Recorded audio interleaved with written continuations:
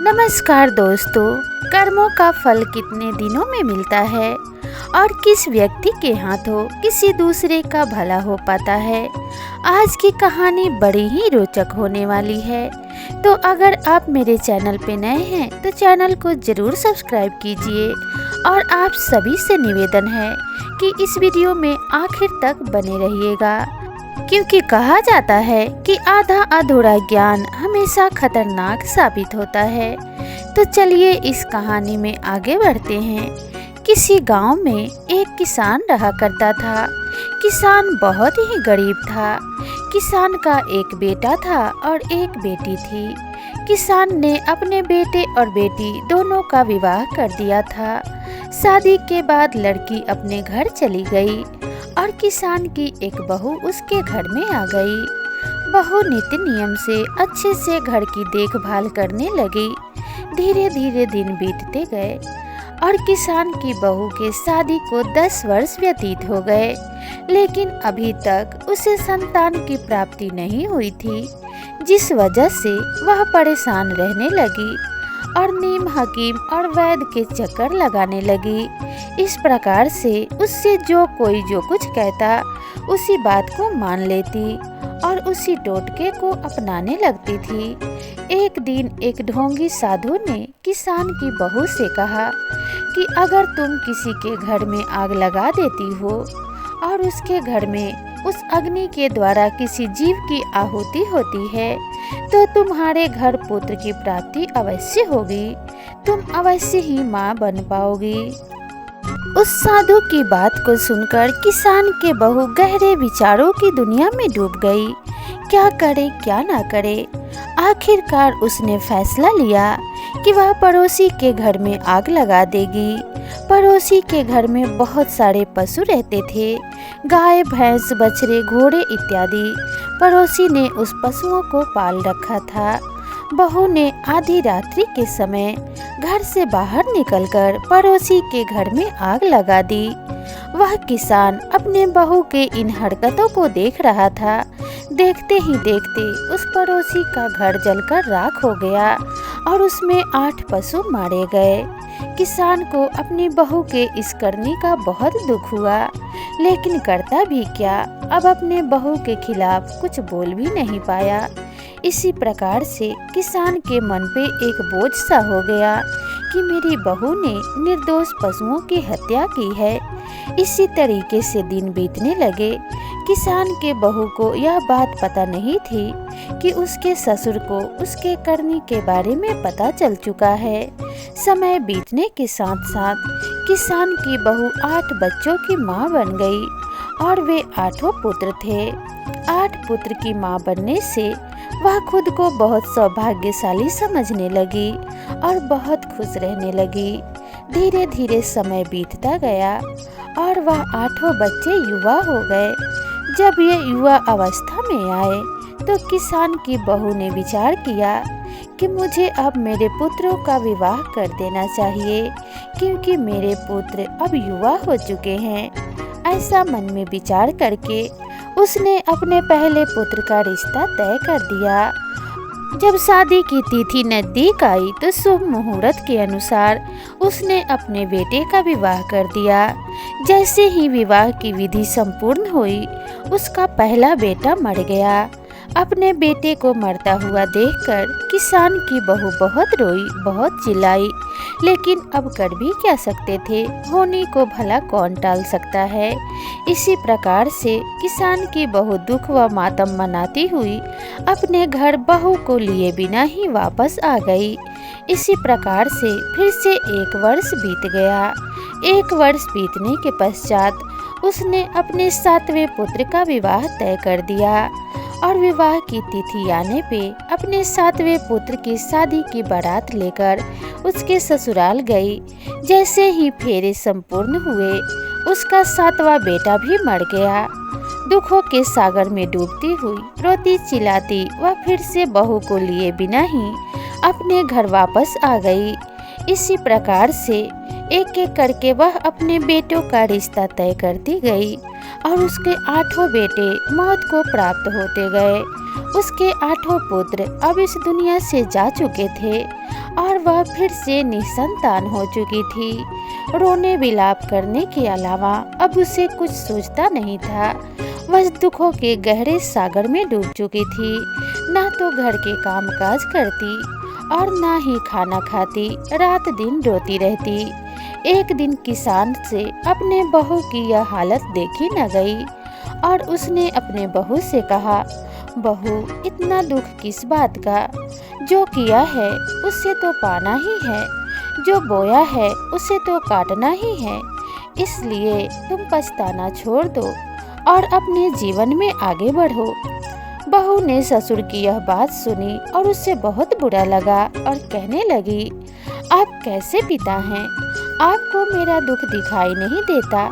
मेरे 8 पुत्रों की मृत्यु हो चुकी है और आप कहते हैं कि सब कुछ भूलकर आगे बढ़ जाओ। मैं अपने पुत्रों को कैसे भूल सकती हूँ? तब वह किसान बोला कि बहू, तुमने जो किया है तुमने वही पाया है। क्या तुम भूल गई कि तुमने किस तरीके से स्वयं माँ बनने के लिए 8 निर्दोष पशुओं की हत्या की थी? जब तुमने उस पड़ोसी के घर में आग लगाया था तब मैं सारा नज़ारा देख रहा था, लेकिन मैं कुछ नहीं कर पाया क्योंकि तब तक बहुत देर हो चुकी थी। जब तक मुझे पता चला तब तक वे पशु जल चुके थे और तब से मैं पश्चाताप की अग्नि में जल रहा हूँ। जो तुम्हारे घर 8 पुत्र बन के जन्मे थे वे वही 8 पशु थे, ताकि तुम्हें तुम्हारे करने का फल दे सके। उन्होंने तुम्हारे घर पुत्र बन के जन्म लिया और एक एक करके मर गए, ताकि तुम उनके मौत के गम में डूबी रहो और तुम्हारा आगे का जीवन नरक से भी बदतर हो सके। इसीलिए कहा जाता है कि मनुष्य के कर्मों का फल उसे अवश्य मिलता है। परमात्मा सबके साथ इंसाफ करते हैं। जब उचित समय आता है तो हम जैसा करते हैं वैसा प्राप्त करते हैं। अगर हमने किसी के साथ अच्छा किया है तो हमारे साथ अच्छा अवश्य होगा, ये मन में दृढ़ विश्वास रखना चाहिए। और अगर हमने किसी का अहित किया है तो हमारे साथ अहित होने से कोई नहीं रोक सकता। इसीलिए हमें एक दूसरे के प्रति हमेशा परोपकार की भावना रखनी चाहिए, क्योंकि ईर्ष्या और जलन से हमेशा मनुष्य का अहित ही होता है। हमारा दूसरा प्रश्न था कि किसके हाथों दूसरे का भला होता है, तो इसके लिए भी मैं आप सभी को एक छोटी सी कहानी सुनाती हूँ। किसी नगर में एक राजा रहा करता था। वह राजा बड़ा ही परोपकारी और भगवान का भक्त था। वह नित्य ही व्रत, उपवास और पूजा पाठ किया करता था।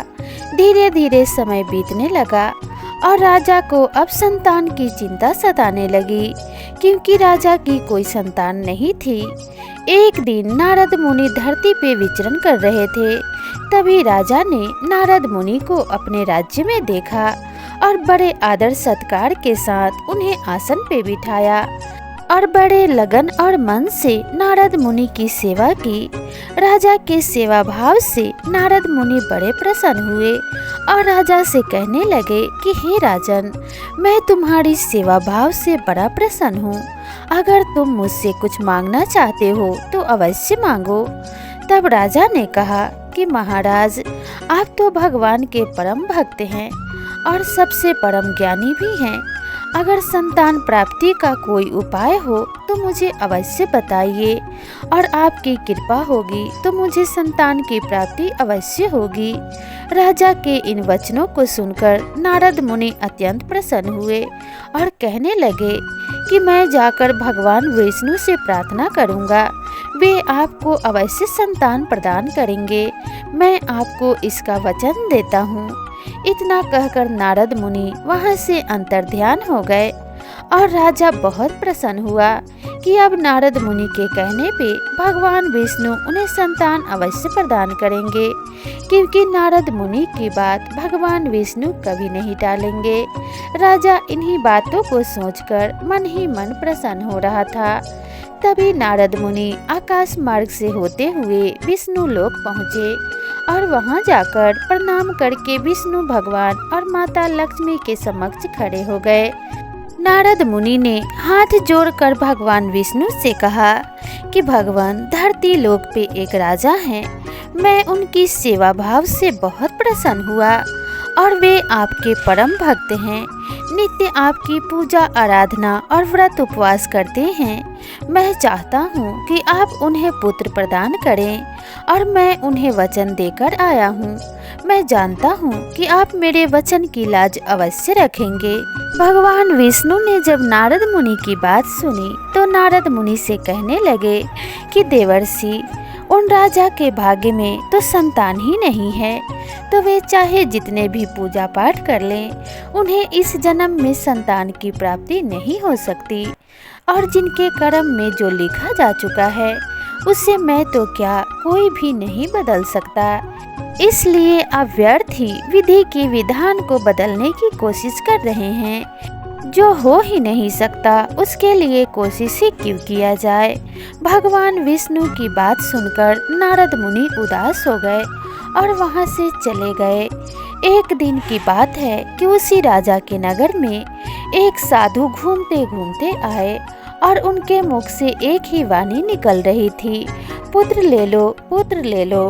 राजा ने जब ऋषि की बात सुनी तो दौड़कर ऋषि के पास गए और कहने लगे कि महाराज, मैं निसंतान हूँ।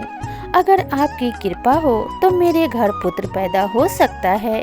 कृपया करके मुझे आशीर्वाद दीजिए और बदले में मैं आपके लिए क्या कर सकता हूँ, मुझे आदेश कीजिए। अगर आप मेरे प्राण भी मांगेंगे तो मैं हंसते हंसते निछावर कर दूंगा। ऋषि ने राजा की बात सुनी और मुस्कुराते हुए कहा, मुझे कुछ नहीं चाहिए। कई वर्षों से मैंने भोजन नहीं किया है, इसलिए मैं चाहता हूँ कि आप मुझे सिर्फ भोजन करवाएं और मैं आपको पुत्र प्राप्ति का वरदान देकर ही जाऊंगा। राजा ने बड़े स्नेह व आदर से उस ऋषि को भोजन करवाया और ऋषि ने राजा को और रानी को पुत्रवती होने का वरदान दिया। 9वें महीने में रानी के गर्भ से एक सुंदर पुत्र की प्राप्ति हुई। वह पुत्र बड़ा ही सुंदर और आकर्षक था। धीरे धीरे राजा के आंगन में वह पुत्र बड़ा होने लगा।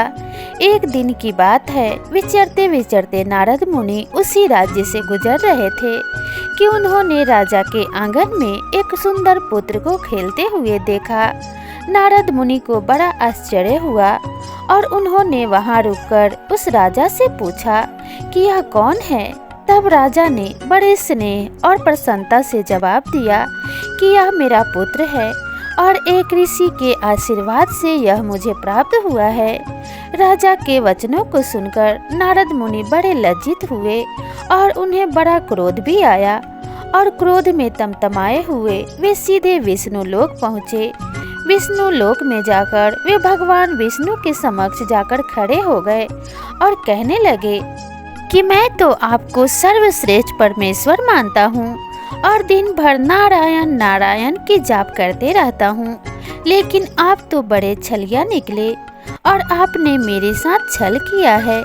नारद मुनि की बात सुनकर भगवान विष्णु मुस्कुराए और कहने लगे कि मैंने आपके साथ क्या छल किया है।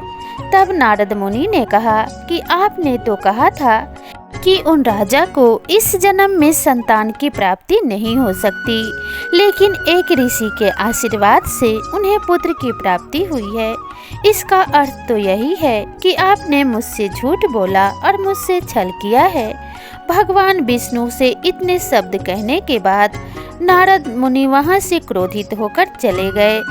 तब भगवान विष्णु ने मन में विचार किया कि नारद मुनि के इस क्रोध को दूर करना होगा और इसके लिए मुझे एक लीला रचनी होगी। ऐसा मन में विचार करके विष्णु भगवान ने बीमार होने की खबर सभी देवताओं में फैला दी और यह भी खबर दे दी कि मेरे किसी भक्त के हृदय से ही मेरी यह बीमारी दूर होगी। भगवान विष्णु के बीमार होने की खबर सुनकर नारद मुनि तुरंत ही वहां उपस्थित हुए। तब भगवान विष्णु ने कहा कि हे नारद मुनि, आप तो मेरे परम भक्त हैं। आप मेरे किसी ऐसे भक्त की तलाश कीजिए जो मुझे अपना हृदय दे सके, जिसके हृदय से मैं पूर्णतः स्वस्थ हो जाऊं। तभी नारद मुनि ने कहा कि हे प्रभु, मैं आपके लिए ऐसे भक्त की तलाश तुरंत ही करता हूँ, जिसके हृदय से आपकी बीमारी पूर्णतः ठीक हो जाएगी। नारद मुनि ऐसे कितने ही भक्तों के पास गए जो भगवान विष्णु की पूजा करते थे।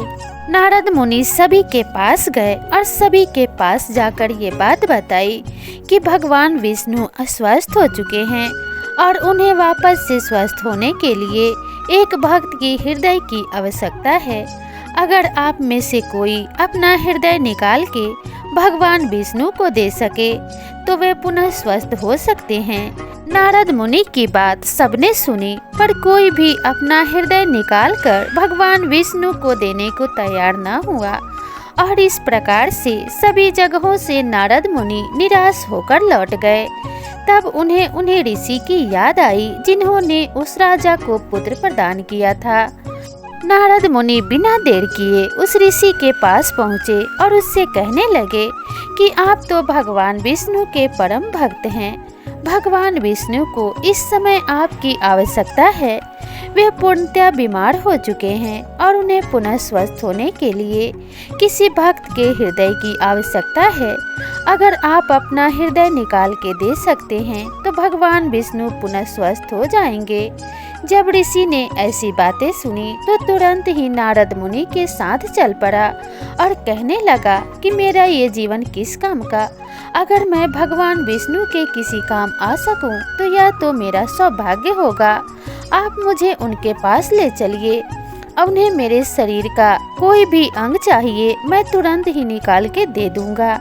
तभी नारद मुनि प्रसन्नता पूर्वक उस ऋषि को लेकर भगवान विष्णु के पास गए। भगवान विष्णु ने जब नारद मुनि के साथ उस ऋषि को देखा तो बड़े प्रसन्न हुए और तभी ऋषि ने भगवान विष्णु को प्रणाम किया और पूछने लगा कि हे भगवान, आपको मेरे शरीर का कौन सा अंग चाहिए? आप मुझे आज्ञा दीजिए। ऋषि ने जैसे ही एक धारदार हथियार अपने हृदय को चीरने के लिए उठाया, भगवान विष्णु ने उसके हाथ पकड़ लिए और मुस्कुराने लगे, कहने लगे कि मैं बिल्कुल स्वस्थ हूँ। यह तो मेरी लीला थी। नारद मुनि मुझसे नाराज थे और इनकी नाराजगी दूर करने का मात्र यही एक उपाय था। भगवान विष्णु ने मुस्कुराते हुए नारद मुनि से कहा कि देवर्षि, भक्त तो मेरे आप भी थे, लेकिन मुझे स्वस्थ करने के लिए आपने अपना हृदय नहीं दिया। दूसरे भक्तों को ढूंढने निकल पड़े और एक मेरे ये भक्त हैं जो बिना सोचे विचारे अपने प्राणों की चिंता किए बिना दौड़े दौड़े मुझे स्वस्थ करने के लिए चले आए। तो आप ही बताइए कि ऐसे भक्तों की बात भला कौन टाल सकता है? जब ऐसे भक्त ने मुझसे प्रार्थना की राजा को पुत्र देने के लिए, तो मुझे विधि के विधान को बदलकर पुत्र देना ही पड़ा। जो मनुष्य अपने से पहले दूसरों की भलाई के बारे में सोचता है और दूसरों के सुख की चिंता करता है, दूसरे के दुख को देखकर उसका हृदय द्रवित हो जाता है, ऐसे मनुष्य ही दूसरे की भलाई कर सकते हैं और ऐसे मनुष्यों के द्वारा ही दूसरे का भला होता है। ऐसे मनुष्य अपने स्वार्थ के लिए नहीं जीते, दूसरों के खुशी में ही अपनी खुशी ढूंढते हैं। भगवान विष्णु की बात सुनकर नारद मुनि पूरी तरीके संतुष्ट हो गए और प्रसन्न चित्त से भगवान विष्णु से क्षमा मांगी और कहने लगे कि प्रभु, मुझे माफ़ कर दीजिए। मैं तो भूल गया था कि मैं भी स्वार्थवश ही अपने हृदय को देने से चूक गया और जिससे कि मैं परम भक्त की श्रेणी में भी नहीं आ पाया। और इस तरीके से नारद मुनि वहाँ से भगवान विष्णु से नाराजगी दूर करके चले गए। तो दोस्तों, आपको यह छोटी सी कहानी कैसी लगी और आपने इस कहानी से क्या सीखा, हमें कमेंट करके ज़रूर बताइएगा। तो मिलते हैं इसी तरह की नई कहानी के साथ, तब तक के लिए नमस्कार।